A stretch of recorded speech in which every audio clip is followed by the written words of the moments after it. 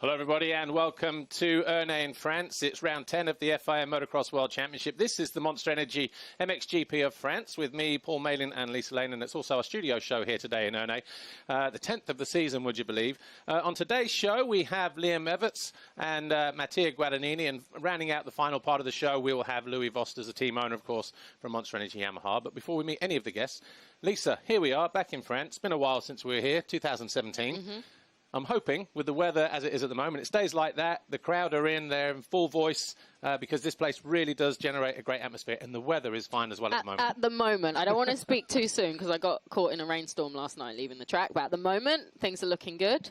I've had a good leg workout up these hills. Yeah, that's our parking privileges. Yeah. No, but all good. It's nice to be back here as well. It's been a while, so. Absolutely. Well, look, let's crack on with the show. Liam Everts joins us now, of course, from Team Diga Procross KTM. And he's having a fantastic season in his rookie year at the moment. But, Liam, welcome to our show. First time for you. You've never even been in the blue bus before, so it's first time. First time. Look. First season in MX2, did a couple of races last year, but how are you settling in to this championship so far? I think it's going quite well. Obviously, I got a quite late start to the season, which due to my injury. But I mean, it's good progress every weekend, so I just want to keep that up. And I really like the two-day format. It's a lot more relaxing and something that suits me. Well, you mentioned your hand injury. You picked that up in the qualifying race, first turn at Matchley Basin. How frustrating was that as a rider? I mean, I've had injuries, I know, but coming in as a rookie, you want to make a good impression. You're with a new team. I guess you had a goal at the start of the season, you know, where you wanted to be, but in the first turn in the qualifying race, all of that goes. So how frustrating was that, and how did you deal with it? That was quite frustrating because obviously I couldn't really do anything in that situation. I was a passenger, so that was the most frustrating part to accept for me. If you make a mistake yourself, for me it's a lot easier to accept. But yeah, the hunger to come back stronger and to impress myself is bigger than it's ever been. Cool. Well, despite missing the first 4 GPs, you managed 4th in race 1 in Majora. Were you expecting that result, or did that come as a surprise for you?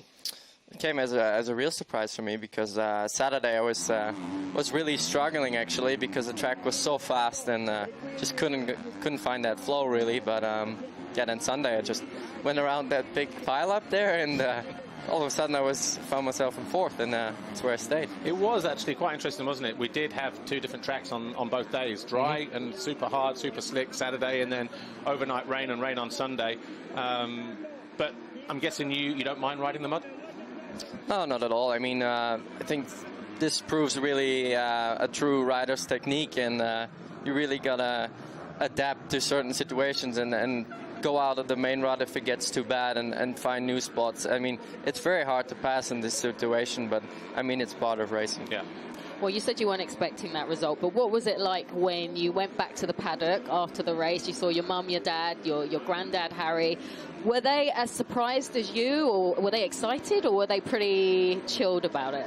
Yeah, of course, everyone was happy. We really didn't expect it.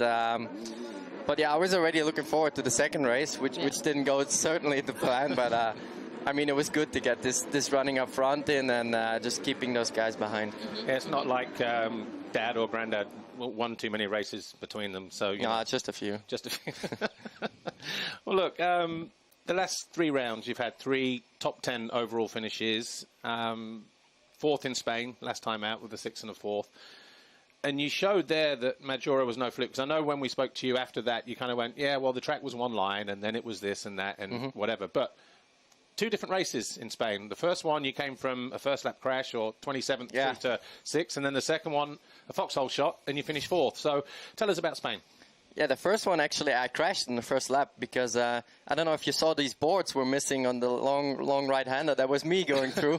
So actually, I got taken out, which was a racing incident. But yeah, I came from last again. So there was, I think, 4 or 5 races in a row I came from the back. So, but I still managed 6th there, which impressed me the most. And actually, when I spoke to your dad yesterday, when we were just telling you how to get here and everything else, you know, he said actually you weren't there, but he said that first race impressed him most than the whole shot in the 4th place finish, because the way you worked and the desire to get there.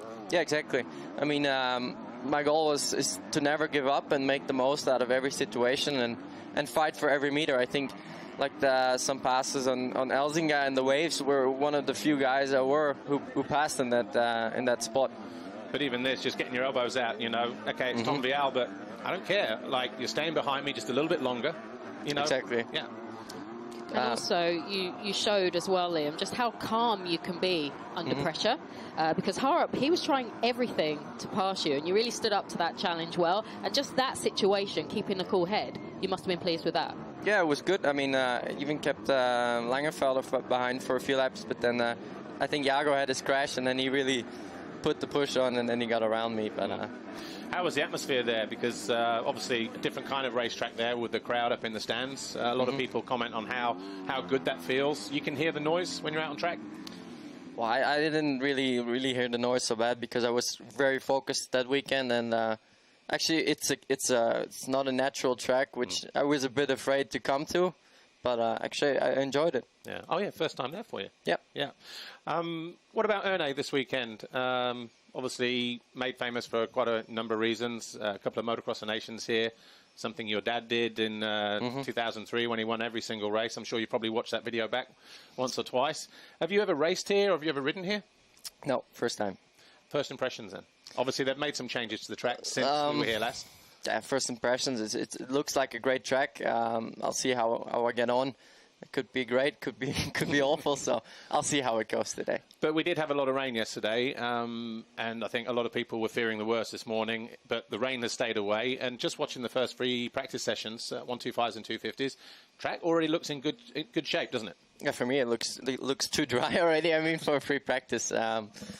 Yeah, I think if it stays dry, we're going to have to put some water on. All right. Well, look, Liam Everts, thanks for joining us in here. All the best this weekend and for the rest of the season. And who knows, you know, 4th overall last week, you're probably not that far away from getting on a podium. That'd be nice, wouldn't it? Is that a goal now? Have you shifted the goal? Yeah, we came from coming into top 10 to top 5, so podium is, of course, the next one, but we take it step by step. As and when it happens. Thanks for joining us. And, all right, let's go meet our next guest, Mattia Guadagnini, just waiting outside. So before we meet him, here's what happened race 2, MX2 in Spain, just 1 week ago.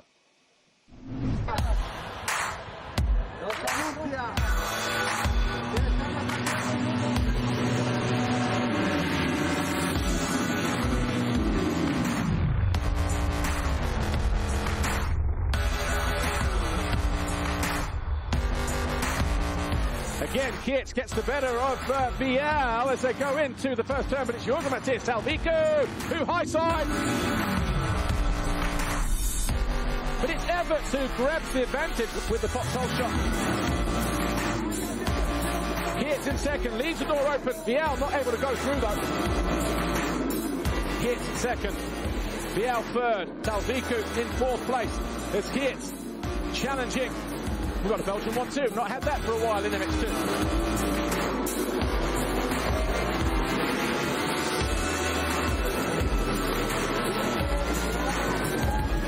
Jorge Matias Salvico though, wildcarding this weekend, leaves the door open.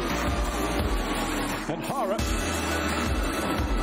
does make the move. It wasn't pretty, but he got the job done to move from 6th to 5th.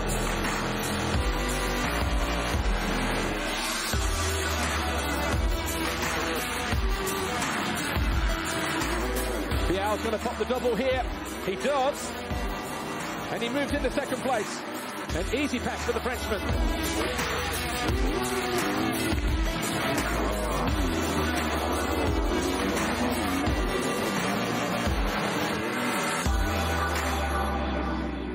And he's down. He just tucks the front coming through the turn. And hands another 3 points to Tom Vial. And he's going to lose 2 more here if he can't keep Everts at bay.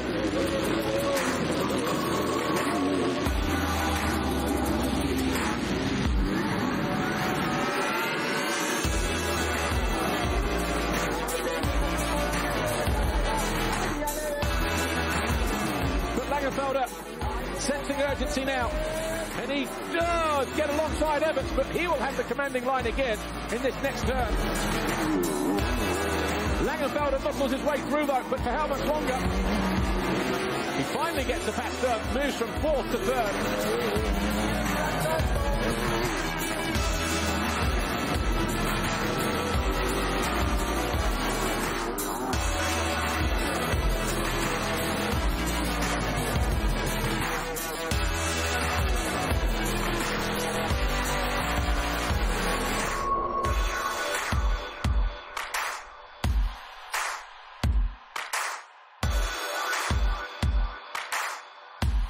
Tom Vial arrives 6 points down. He leaves 10 points clear.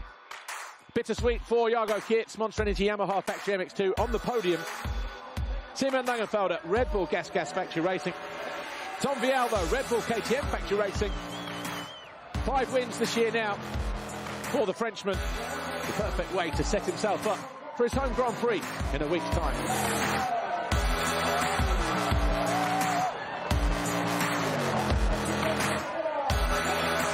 And Tom Vial will take the red plate back home to Ernée in 1 week's time.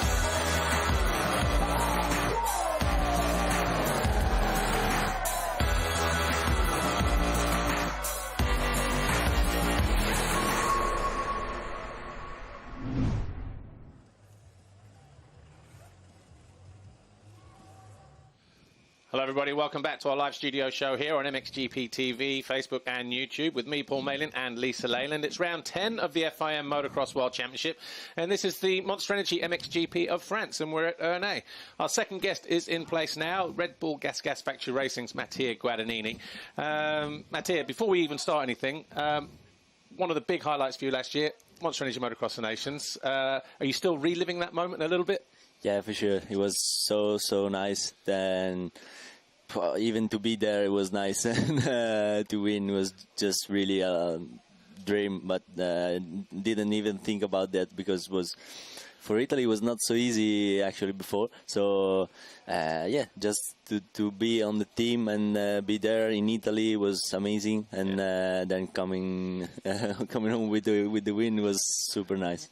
Well, look, moving into 2022, I don't know where to start, really. You're in the top 20 in both MX2 and MXGP.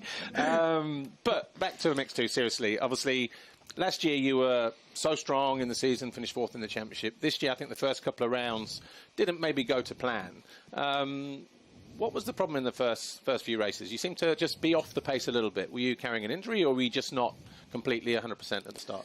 Yeah, I was not still 100% in the first few rounds. So yeah, I just started the Matali and Mantova, just taking easy, not to risk, and to start feeling and better on the bike and with more hours. So just not really caring about too much on the result, but just to start feeling a little bit better. But then Argentina was good, was almost on the podium, same points as third. And then yeah, just things didn't go as planned, better and better. Just for some reason, crash, a few mistakes. Also, I took the all shot and then I crashed in the second corner. So. Was just a little bit tough for me to keep the right mindset, the motivation also. So yeah, start to be a little bit frustrating to be there, trying always give my best, and then just didn't get the result. So yeah, I think we need some change. But before all of that, like you say, in Patagonia, you did get a 3rd and a 4th. You just missed the podium, but you were looking like your normal self. So when you left Patagonia, you must have felt, okay, we're almost there. And you must have been pleased with how Patagonia went. Yeah, Patagonia was good. Actually, well, in the first 2 rounds I was not feeling fast, but then it was better for sure. And there I went 3rd and 4th after 2 bad starts, so I was fast. The rhythm was there. I made some good pass, so I was feeling back to the normal riding, normal me. So yeah, that was good also for the motivation to start saying, okay, I'm back now. I'm going to be back for the next few rounds. So, yeah, also the motivation was there. And Ageda also on the Saturday, I went 2nd on the quali race and all shot. So yeah, I said, okay, now I'm back. I was feeling good. I was feeling fast finally, and everything was going on the right direction. But then just didn't continue to go there. And yeah, too many mistakes. So it was just difficult for me. All right. Okay, well, then you moved to MXGP shortly afterwards, which we'll discuss in a few moments' time. But first, it's competition time, isn't it? Yeah, just to remind everybody at home that during the course of the season, you can vote for the best rider of the year, sponsored by Athena. And every Grand Prix, you also get to vote for the best rider of the GP. Votes are counted up at the end of the day, and then obviously we get the best rider wins. But how do we vote again, Lisa? Just remind us. To vote, there's going to be a dedicated post that will be shared on our Instagram page every MXGP Sunday, and this is the post here. You can vote for your favourite rider of the weekend. The competition is for MXGP riders only, and voting closes at 8 p.m. that Sunday evening. So get involved and vote for the best rider MXGP of the weekend. Right, let's crack on. Yeah, back to you, Mattia. Let's talk about that move to MXGP. When did you decide to make the move, and also tell us, when did you first try the 450? Well, I did a few trainings last year during the season, just to just to try the bike and to make some training, and it was good. Already last year I was feeling good. So, but then we just put it on the side. Yeah, and we back on the 250. But then Claudio and Davide and Big Bobs were already thinking about that last year. To make the move for 22 season, and then I decided to stay in the MX2. I wanted to try to be on the fight for the title, but then just things were not going as planned, so we decided to make the move earlier and already this season.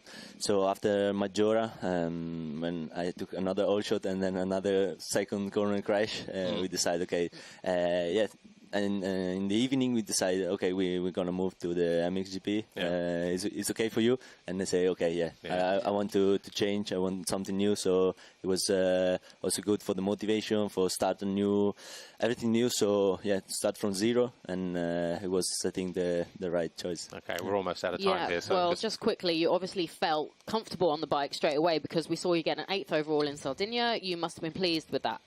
And also Spain, obviously 6th overall was also better because, like I say, we're out of time, so we need to get this clip. But good Grand Prix last weekend.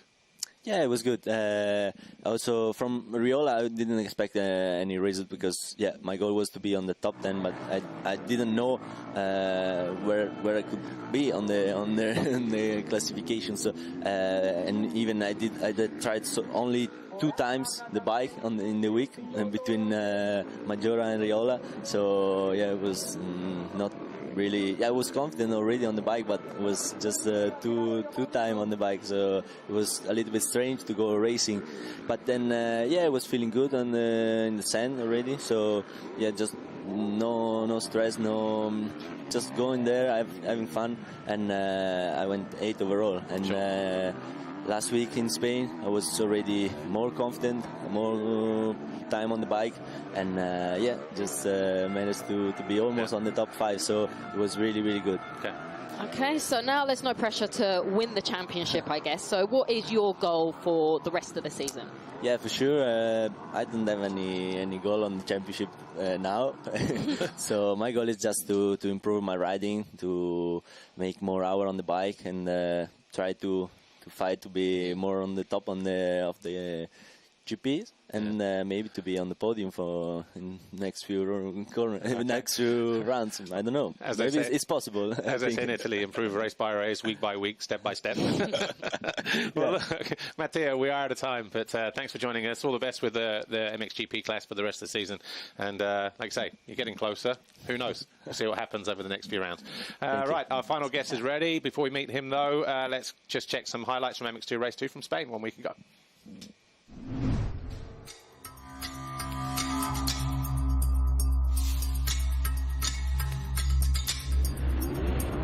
But it may be Prado for the 9th time this year and the 2nd time today, who emerges the head of the Frenchman with Koldenoff alongside him.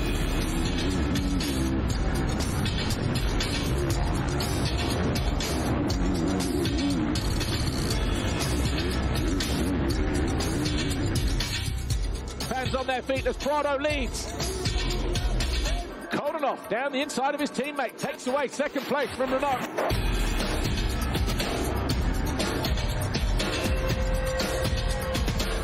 Renault back into 2nd though. Not quite. Tried to move around the outside. 2 Montretti Yamahas flying formation side by side. And he does take the inside line away from Koldenoff. The Frenchman now into 2nd place. How deep those ruts are, though. Absolutely insane.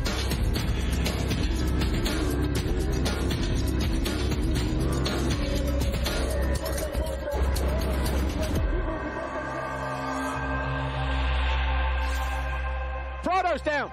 Prado down at the top of the hill. He's tipped over and he's doubled in. He's facing the wrong way. And it's all gone quiet over there. He picks himself up, doesn't know where he is, but he rejoins the race. And that may just knock him off the podium.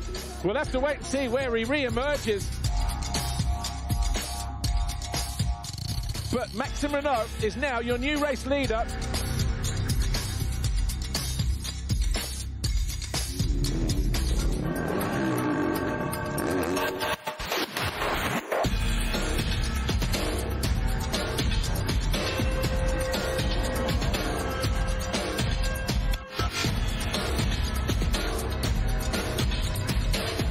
There's Guadagnini and Geiser, these two 5th and 6th. How far is Prado behind? 3 seconds.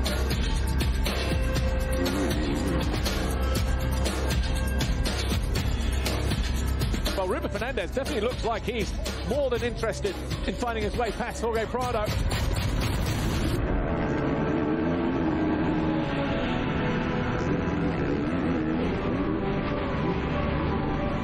Fernandez is going to dive down the inside. He's going to take over 7th position, and he does.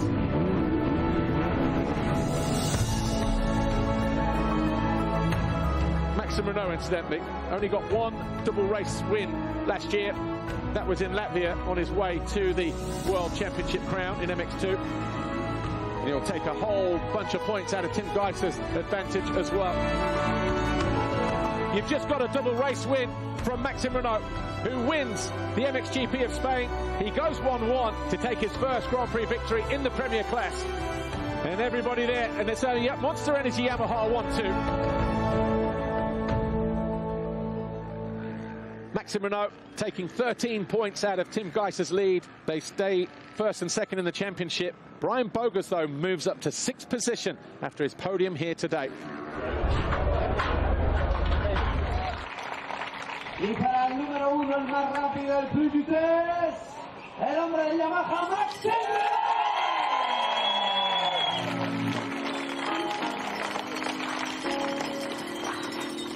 El winner team manager, Hugo. Ha dejado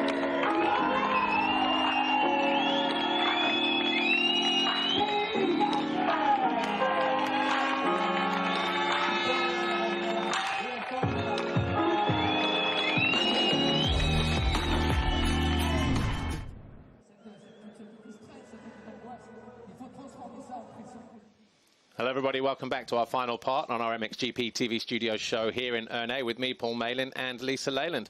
Our third guest joins us now, Louis Vosters, team owner from Monster Energy Yamaha Factory MXGP. And Louis, last weekend in Spain, and welcome, by the way. What a moment for your team, a 1-2 from Maxime and Glenn. And I guess the first Factory Yamaha 1-2 since 2015, so a really proud moment for you as a team owner. Yes, it was a really proud moment and definitely the best team performance till now. So double race win from Maxime and then 1st and 2nd overall. Yeah, it was great. Yeah. Lisa? Yeah, well, many people were surprised when Maxime moved to the MXGP class after getting his MX2 world title. But he's already shown on many occasions that he belongs there. What has surprised you the most about Maxime so far this year? What me surprised the most, it was more or less how he was riding the 450.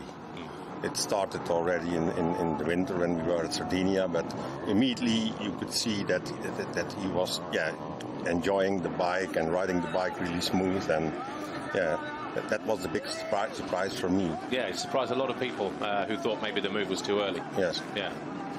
Well, we've seen Glenn on the top step of the podium before, but I guess this year so far he has been struggling apart from the last 2 GPs. We've seen him 3rd and 2nd overall.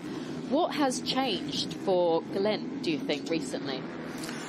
Yes, in the beginning of the season, Glenn was struggling with, he was suffering some arm pump, and then they changed something with the physical training and stuff. And now he find more or less the way how to train, what to do, not to do, but also the bike setup. He changed quite a lot, and I think Glenn is really feeling really good, and he's doing well the last few GPs. Yeah, obviously it was a fantastic team performance last weekend, flying formation, 1 and 2 at the head of the field. Why do you think everything clicked last weekend? Obviously, Maxim, I think he enjoyed the track last year. Glenn looked very comfortable on it straight away from the weekend. Was it just down to those fine margins, you know, rider and machine with the perfect setup? Or, you know, or are we just at that point in the season where both now are really starting to raise their game? Yeah, at the end of the day, you have to make the puzzle, and you need some luck as well. So I felt already that both riders really liked this track. Maxime won there last year, and yeah, you saw it already on Saturday. They were both doing really well, and yeah, it was a great performance, and they had really great confidence on this track, and they felt really good, so it was good. Well, obviously 2 podiums there. The team has 9 podiums so far this year, 5 with Maxime, 2 from Jeremy and from Glenn. How would you describe Jeremy's season so far? Jeremy is doing also quite well. He had, I think, 2 podiums till now, and sometimes he's struggling a little bit with the bike setup, but yeah, he can surprise us as well. He can win the GP as well. So yeah. Well, we're now, like Paul said, in the second half of the season. It's just gone so fast, round 10. What are you hoping to see from your riders? What do you think that they can achieve in the second part of this year? Yeah, what I more or less expect, that all 3 riders are there battling for the podiums, battling for the GP wins, and it gives really a good feeling that they are all the time there, you know, and I hope we can continue like this. That would be nice. Just looking at Jeremy here, but my mind's flashing back to what happened last week after Maxim won his GP, when Valentin, his mechanic, got his head shaved. I guess that's what happens when you lose a bet, isn't it? The camaraderie in the team seems like it's in a good place. Everybody seems to be getting on well and having good fun, but they're also serious when they need to be. Yes, and there's a really great atmosphere in the team. Everybody is working really hard, but there is also quite a lot of fun, let's say. Yeah. So it gives a really good feeling. Obviously, this weekend we're in France. Going to be a busy weekend, in particular for Maxime. How's he feeling coming to his home Grand Prix, and especially after winning 1 week ago in Spain? Because some people will say, well, now that I've won there and I'm going into my home GP, the pressure is on. But Maxime doesn't seem to operate like that. Is that what you think as well? He just seems to take it all in his stride 1 week after the next? Yes, I had chatted with him this morning, and he felt quite relaxed, let's say. But tomorrow is the race, but I think he can manage this pressure. I think he will do his own thing and try to do as good as possible. Well, as I said, we are here at Ernée. It's the first time we've been back in since 2017. Back then, we had a full house on this bank here. Looks like we'll probably get the same again today, because there's obviously a couple of French riders, you know, the fans have come to see. It's great to be back here, isn't it, in a venue like this. We missed it last year maybe a little bit with La Capelle, a smaller venue, but here I think we'll see the French Grand Prix in all its glory. Yes, it's always nice to be in France for a GP in Saint-Jean-d'Angely, here in Ernée, and I really enjoy it, and French people are really excited always, and a big crowd, so it's nice to be here. Yeah, well, look, Louis, we're out of time, but thank you for joining us on our studio show today. All the best with all 3 riders this weekend and for the rest of the season, as always. But before we go, just to let you know that we will be back at 2:40 today. We're live for the first race of the day, EMX 250 Race 1, followed by the 125 presented by FMF Racing, their first race, and we round out with MX2 and MXGP qualifying. And, of course, we're live again tomorrow morning onwards as well for the second races for the sport class. And then the big ones, MX2 and MXGP, to round out the French Grand Prix. Well, look, thanks to our guests, Louis Vosters, to Mattia Guadagnini, and, of course, Liam Everts. And from Lisa and me, we'll see you back in Germany in 1 week's time. Thanks for watching today. We'll see you in Germany next week. Thanks for watching. Bye for now.